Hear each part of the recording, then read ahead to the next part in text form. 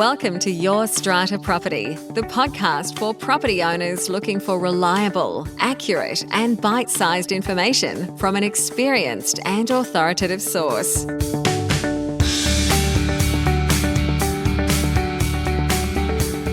Hello and welcome to this week's podcast episode. I am your host, Strata lawyer Amanda Farmer, and my guest this week is John Trowbridge.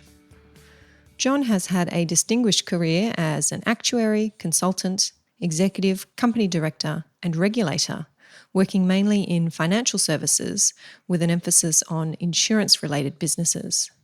He founded Trowbridge Consulting in the 1980s, becoming a leading actuarial and management consulting firm in Australia and Asia, specialising in insurance and merging with Deloitte in the year 2000. John has held senior executive positions at QBE and Suncorp, and from 2006 to 2010 he was the APRA member for insurance. John chaired the Australian Government's review of natural disaster insurance following the 2011 floods, and in 2015 he chaired an industry working group to recommend reforms in the life insurance industry. Those reforms came into effect in 2018. In 2021, John conducted an independent strategic review for the Insurance Council of Australia on the affordability and availability of commercial lines of insurance in Australia. The Council accepted all 13 of his recommendations. Last year, 2022, John commenced an independent review of Strata insurance, concentrating then on the disclosure practices of strata managers and brokers, as well as the way in which commissions and fees are structured. John is currently working on the final phase of his review, which focuses on the affordability and availability of strata insurance. Now, I first mentioned John's work and shared his Phase 1 and Phase 2 reports in December last year. Just before Christmas, I spoke about John's findings during one of our regular and increasingly popular Friday Live sessions over on our Facebook page. A link to that one in the show notes for this episode.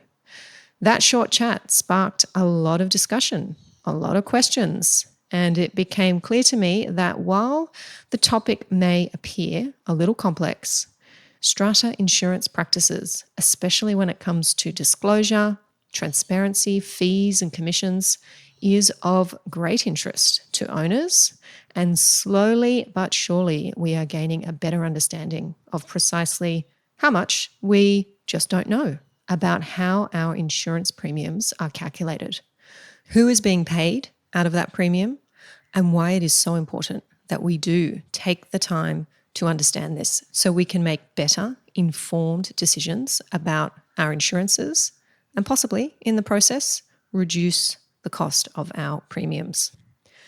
Now, this conversation with John takes us further down this path of understanding, and I think he does an excellent job of explaining what are otherwise, on the surface, complex arrangements.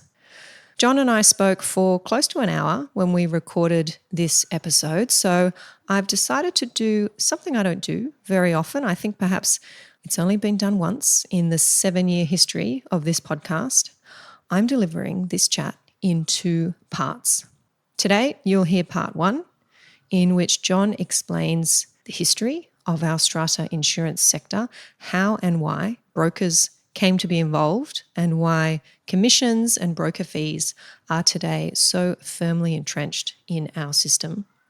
John speaks to the lack of transparency around commissions and broker fees and why that's not only a problem, but a source of a conflict of interest for our strata managers.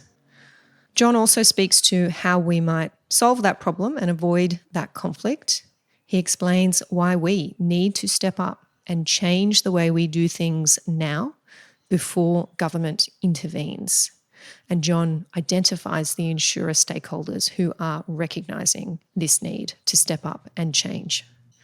Part 2 of our chat will be published next week. At the end of this episode today, I'll pop back in to give you a heads up on what John will be sharing with us next week in part 2. Right now, I'll take you over to part 1 of my chat with John Trowbridge. John Trowbridge, welcome to the show. Thanks, Amanda. Nice to see you this morning. Nice to see you too, John, and to be chatting with you online about this very important topic. Let's start here. Tell us, why does there need to be a review of strata insurance practices? What is going wrong in this space? Well, there are two main things. The first one is that there is a confusing situation where strata managers receive a share of broker commissions. Brokers then seek a broker fee from the strata manager, and that system is quite controversial, in fact. The other reason is that we've seen affordability become a problem in strata insurance. Prices have risen quite sharply over the last 3 or 4 years, and it looks like they will rise sharply again this year. And that creates affordability problems of different kinds, and it also creates availability problems in some situations. So those two things are the background to why this project is being done. John, this broker commission, share of broker commissions, broker fee arrangement, is this something new, or is this how strata insurance has always been done? Maybe if you can give us a bit of background. Yes, okay. Well, the origins of it, it's a historical development, and it's nobody's fault that it's turned out the way it has, because in the beginning being in the 1970s when strata insurance first came onto the market as an individual product, there were no brokers involved, and CHU was the company that entered the industry, created the market. And the people at CHU realised fairly quickly that they had to deal with strata managers, not directly with the lot owners. And they did that, and both sides did a very good job, because the strata managers helped out CHU, which was an underwriting agency, and the underwriting agency, CHU, it helped educate the strata managers, and there was a commission paid by CHU to the strata managers. I think initially it was more like 5 or 10%. Anyway, time passed, SUU entered the market in the 1990s. There were still very few brokers. Brokers began to emerge in the 2000s, and by this time the commissions had risen, probably for competitive reasons, to 15% or 20%. And then in 2015, the New South Wales government legislated that there be 3 quotes for insurance given each year, arranged each year by strata managers.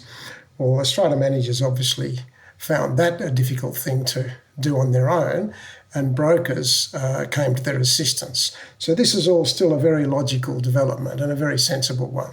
So you've now got the 2 intermediaries, the strata manager, and you've got the broker as well. And they both want to be paid. Now, what's happened is that the strata managers have wanted to maintain most or all of the 20% commission that they'd been getting before brokers got involved. But the brokers can't do their job without being paid. So if they give a lot of their commission to the strata manager, then they, not surprisingly, say, well, I can do that for you, but you have to give me a broker fee, which of course the strata committee or the body corporate ultimately pays. So that's how the system evolved, but it's not a healthy system anymore, because the share of commission is pretty high in most cases, between 15 and 20%, and the broker fees, the lower level broker fees, the really competitive ones, are something like 5% of premium. But there are quite a few brokers out there now charging 10, 15, 20% in addition to the 20% commission that the strata managers receive. Right. So just clarify this for us, John. The commission is paid from the insurer to the broker. A share of that is then portioned out by the broker to the strata manager, and the broker then also, in addition to retaining part of the commission from the insurer, is also then paid a broker fee by the owner's corporation. That's correct. That's how it works. Now, you've said this is not a healthy situation. Tell me how you became involved in performing this review. Who got you involved, and who is the one who's recognising that this is not a healthy system? That's a fair question. The answer to that question is that Robert Kelly, who's the CEO of Steadfast, he's been concerned about this issue for some time. And I don't think for a long time, he didn't know what he might be able to do about it or what others might do about it. The Royal Commission added weight to concerns of him and other people. And then a year ago, or more than a year ago, the government, as a follow-up to the Royal Commission, announced a quality of advice review, which was looking at commissions across the whole of the general insurance industry and the life insurance industry, among other things. So Robert said to me, look, this is troubling me, and I know it's troubling some other people. Could you have a look at it for me? That's really how it started. And Steadfast has a big position in the industry. It owns CHU, it owns or part owns several brokers, and there are a lot of other brokers who are in the Steadfast network who don't. So Steadfast arguably has something to lose in a way, but Robert also understands that in the longer run, unless the whole thing is fully above board, then somebody will intervene. And he rather thought that it'd be better that he get myself in a private sector capacity to have a proper look at this rather than wait until ASIC or some other regulator or the government comes along and says, hey, we don't like this system, you have to change it. And do you think, or does Robert think, that's a distinct possibility? I know you've got a lot of experience in this consulting advisory capacity, John, and have been involved with some legislative reform in the past. Having seen what you've seen so far at this stage of your review, do you think unless we change this from within, the government could intervene? Is that a reality? Oh, I do think so. And there are two reasons, and those two reasons are why the first part of the project was broken into two parts. The first one is that most of these commissions and broker fees are not visible, are not transparent to the owners' corporations. Now, if it's your own home, you will know exactly what's going on. But when it's a strata property with a strata committee and a set of lot owners who are not on the committee, and the strata committee being voluntary people, volunteers or honorary officers, they delegate most things to the strata manager. So the strata manager is the one who basically organises all of this.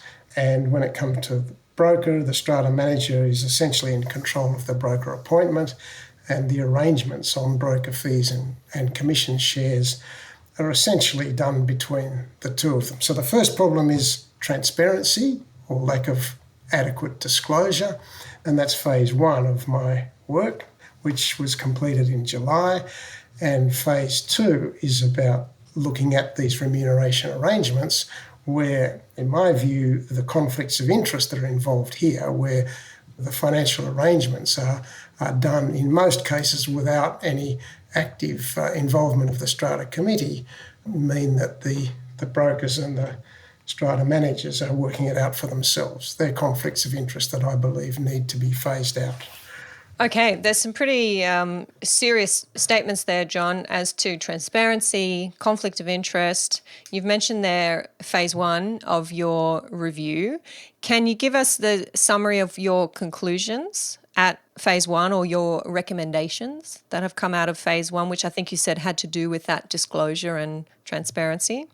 That's right. Well, I've come to the view that there needs to be a transparent disclosure regime, and I've recommended that there be standardised financial disclosures and a standardised disclosure process, which is a process involving the broker and the strata manager down to the strata committee.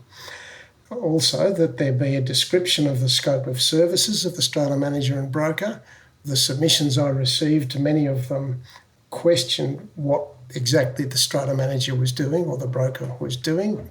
A lot of strata committees are not very clear about that. There are some different models as well, and I've also recommended that there be an explanation of the business model, and there's a single-page template to answer that, the business model of the strata manager and the broker, so that the strata committee can understand just what kind of business arrangement is being made. And I've also put out a disclosure matrix, because there's you'll be aware there's a process here each year. Firstly, the strata manager needs to collect information from the body corporate to send to the broker. When the broker and strata manager are satisfied that they have enough information, the broker then goes to the underwriting agencies or insurers and asks for quotes. The quotes come back. Then there's a discussion between the strata manager and the broker, often without consultation with the strata committee. And later on, once that decision's made, then the broker goes back to the successful underwriter and says, please send me an invoice. So there's a process there that takes a little bit of time, some weeks or months, depending on the particular way that everybody works on it. So I've recommended, in addition, a set of steps there, because one of the things that goes on at the moment is that the brokers generally do not know what information's been received by the strata committee. So in many cases, the whole deal is done between the strata manager and the broker, and after it's all done, that's when the strata committee knows a lot about it. Now, there is an intervening process where for AGMs there needs to be some disclosure, but the whole thing's a bit mysterious for most people.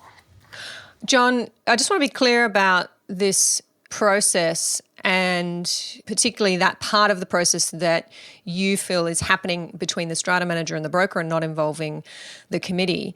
At least in New South Wales, we have legislation that says the owners' corporation at a general meeting must confirm the insurances that are in place for that building. So at some point, the policy is going before the owners at a general meeting for them to have a look at, for them to make sure that they're comfortable with, and for them to vote that they approve. I know, being a committee member myself, that the insurance is often put in place, the insurer chosen, the premium approved for payment by the committee, not by the owners' corporation, because a renewal might come up, then you're in between annual general meetings and your strata manager sends you the proposal that is sent through by the broker on behalf of the insurer and says, look, this is the proposal I've got, please approve, this is the premium that we need to pay to have the mandatory insurances in place. What part of this are you suggesting happens between the manager and the broker and is not drawn to the attention of the committee or the owners? Is it the fees themselves and the commissions themselves? Because I know as a committee member, I'm definitely approving insurances before they're effected. And then as an owner, I'm approving that insurance at a general meeting at a later date. Well, the payments are usually not clear. In some cases they're disclosed, in other cases they're not. Do you mean payments of commissions and payments of broker fees? Correct. Yes.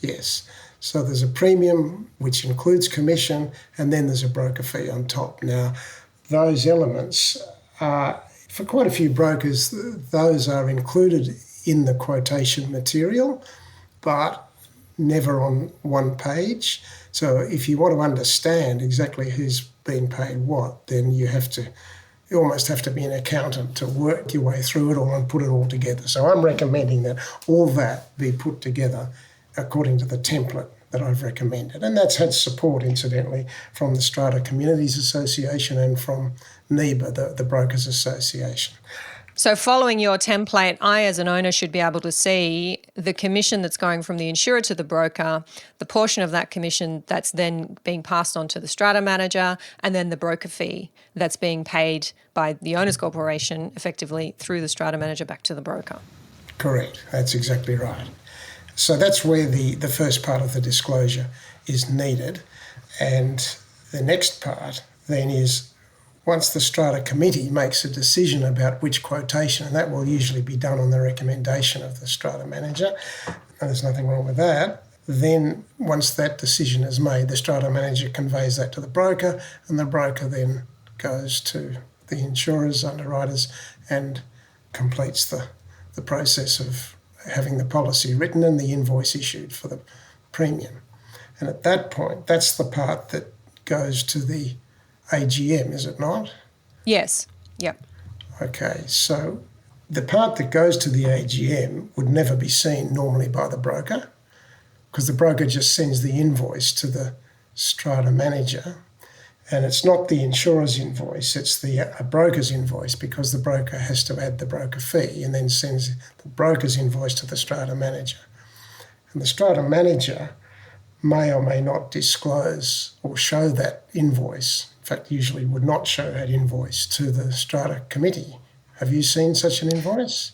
I can't say that I have, but that is quite shocking to me. If my money as a member of the owners corporation and the money that the strata manager is holding in a trust account on behalf of my owners corporation is then used to pay that invoice, I should be approving that invoice, shouldn't I, as the secretary, as the treasurer? That is what you approve, but in a number of cases, quite a few of the brokers simply, and I don't know whether this is at the initiative of the broker or the strata manager, but there's an item, a financial item, which is insurance premium. Now, if that's the only item you see, then I can tell you it's not where there's a broker fee involved, that is not the insurance premium. It's the insurance premium plus the broker fee. Okay, I'm with you. So when I'm approving what I think is the premium, I'm also approving a fee to be paid to the broker that has been wrapped up in that premium. Correct. That's quite right. We're talking, by the way, all the time of situations where there is a commission and there is a broker fee. There are situations where that doesn't happen, but this is the one we're talking about now. To that point, John, does this happen in other commercial insurance arrangements where there are intermediaries like brokers or agents and representatives? If we step outside the strata context, I know in a freestanding home where I simply have my home and contents insurance and I pay that premium, I don't believe I'm dealing with a broker. In more complex situations like commercial buildings, for example, do we see this insurance commission broker fee arrangement, or is this unique to strata? Well, it's unique, really, because in other commercial situations, the owner is the one responsible for purchasing the insurance. There's no second intermediary. There's only the one, which is the broker. So the broker may or may not disclose the commission, but certainly if asked will do so. There's often a modest broker fee, $100 or $200, and that also occurs in strata insurance. But that's not what we're talking about here. We're talking about a broker fee that is commensurate, more or less, with the size of the commission. So you end up with this double intermediary situation and a double payment. You don't get that in other forms of commercial insurance. And this is the difference. You've got the strata committee and the lot owners relying on a strata manager as their agent to set up all of these things. And the strata manager is then in a difficult position at times because you would know as a legal person, Amanda, that in some parts of this process, the strata manager is acting as the agent of the lot owners or the body corporate. In other parts of it, the strata manager is acting as the agent of the broker. Just to explain that one to us, the strata manager is acting as the agent of the broker. In what way? The strata manager is working with the broker and often does a lot of the work with the broker and helps the broker to figure out what are the most appropriate insurance arrangements. And in doing that, is acting as the agent of the broker. A lot of them are appointed as authorised representatives, which means they are effectively being delegated by the broker to do a regulatory piece. Part of the broker's work. Yes. And that work being to gather information about what's going on at the building so that the insurer can be appropriately informed, and also throughout the life of the policy, processing claims, filling in claim forms. Is that part of the role that they do as an authorised representative? Yes, it is. So shouldn't they get paid for that? Yes, they should. From the strata manager's perspective, I have heard some strata managers say before, well, that's why we get a commission, because we do that work. Well, they might say that, but it's also the case that, and this is no secret, that the commissions that they get subsidise other services that they offer to the body corporate, because in those cases the commission is exceeding the cost of the work that they do on insurance. And some of them then use that to say, well, look, our fees, our charges as strata managers are lower, as low as they are, because we're getting a commission from the insurance. And that often satisfies strata committees when they know that, but it's still a conflict of interest to operate that way, because the strata manager is not disclosing fully what's going on. And when they say the commission is allowing them to reduce their other costs, they're actually saying, well, it's as if the commission is somehow a free benefit that they get. But it's not, because the body corporate pays it. And the alternative here, and this happens in quite a lot of cases, you can operate on fees only, where there are no commissions. And so in those cases, there's a net premium, not a gross premium, paid by the insurer. And in those cases, there's no commission, so all of the costs, insurance-related costs that are not premium, that is, the charges by the broker and the strata manager, are made directly to the owner's corporation.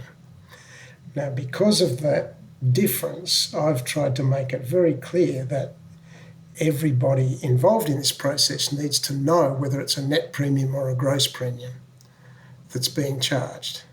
Then that's part of the whole disclosure process. I know in New South Wales, when owners' corporations are signing new contracts, which we call agency agreements, with their strata manager, it is disclosed on the front page of the contract whether or not the fee that's paid to the strata manager will be inclusive of commissions or have commissions payable in addition, or the strata manager will not accept any commissions. And certainly at each annual general meeting, I think you alluded to this earlier, John, there does need to be a disclosure by the strata manager, if they are accepting commissions, what those amounts have been and an estimate for the next 12 months. I think what I've read in your report is that you feel that's still not enough disclosure, and we're missing a piece here where the owners are approving the insurance premium. And I'm with you on this because, as I said, I've been in this position and I'm certainly haven't previously been aware of what I'm approving, that premium is hiding these other fees, including broker fees, that are then being paid. That's right. And the disclosure required under the legislation is only about commissions. It's not, the broker fees are not visible. I think that's what you're saying. Yeah? Yep. And let's talk about that, because I think that takes us to phase 2 of your report. Phase 1, we've talked about this need for proper disclosure, transparency, and understanding of the business model. Phase 2, if I remember correctly, you have recommendations about this entire model of broker fees and commissions, and you want that to be scrapped, if I'm putting that correctly. That's right. That's right, because of the conflict. And that's part 1 of my chat with John Trowbridge. Coming up next week, part 2, John will further explain this conflict of interest and how he believes strata managers are failing to properly recognise and manage this conflict. John and I talk about commissions not necessarily being fair charges for the work that's actually done on insurance matters by strata managers. John suggests some alternate options for remunerating strata managers and brokers for the work they do on insurance matters to avoid these conflicts and ensure greater transparency, maybe even save owners some money. And in part 2, John speaks about the availability and affordability of strata insurance across the country, explaining what's driving the price increases and how they might be better controlled. Part 2 next week, not to be missed. I'll catch you then. Bye for now. Thank you for listening to Your Strata Property, the podcast which consistently delivers to property owners reliable and accurate information about their strata property. You can access all the information below this episode via the show notes at www.yourstrataproperty.com.au. You can also ask questions in the comments section, which Amanda will answer in her upcoming episodes. How can Amanda help you today?